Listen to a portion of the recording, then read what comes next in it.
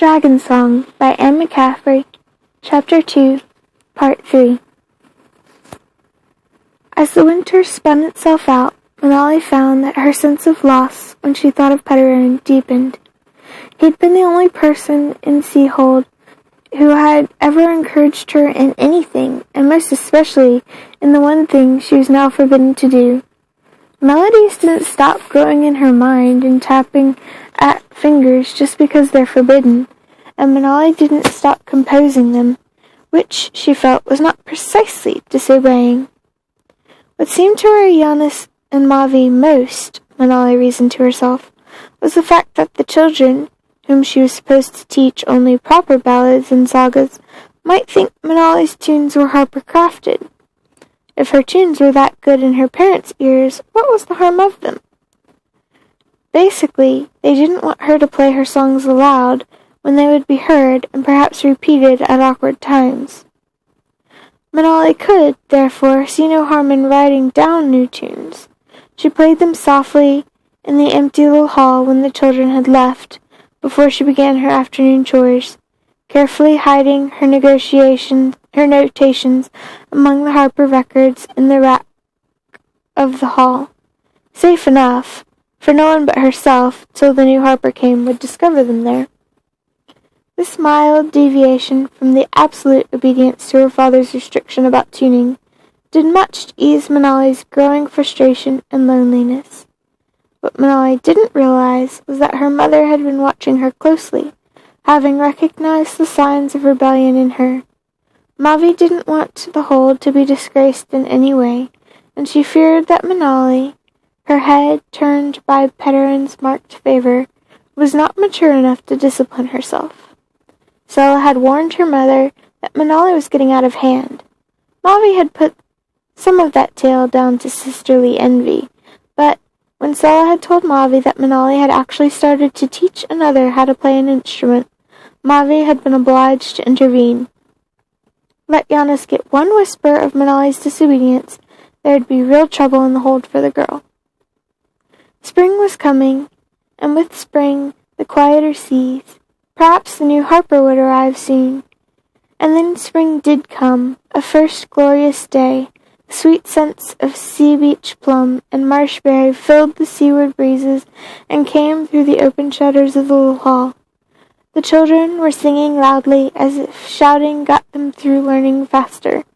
True, they were singing one of the longer sagas, word-perfect, but with far more exuberance than was strictly needed. Perhaps it was that exuberance that infected Manali and reminded her of a tune she'd tried to set down the day before. She did not consciously disobey. She was certainly unaware that the fleet had returned from an early catch. She was equally unaware that the chords she was strumming were not officially of the Harper craft, and she was doubly unfortunate that this lapse occurred just as the Seaholder passed an open windows of the hall.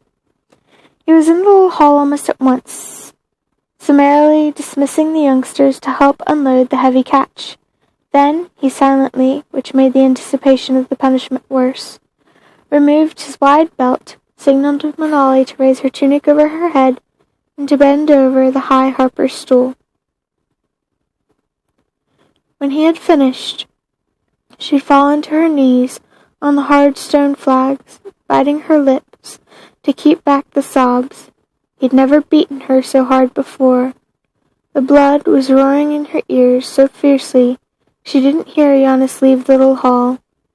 It was a long while before she could ease the tunic over the painful welts on her back, and only when she had gotten slowly to her feet did she realize he'd taken the guitar too. She knew then that his judgment was irrevocable and harsh and unjust. She had only played the first few bars, hummed along, and that only because the last chords of the teaching ballad had modified into the new tune in her head. Surely that little snitch wouldn't have done any lasting harm, and the children knew the teaching ballads they were supposed to know. She hadn't meant to disobey Giannis. Manali, her mother came into the class hall came to the class hall door, carrying a thong of empty skin in her hand. "You dismissed them early? Is that wise?" Her mother stopped abruptly and stared at her daughter. An expression of anger and disgust crossed her face. "So you've been the fool after all, with so much at stake, and you had to tune." "I didn't do it on purpose, Mavi.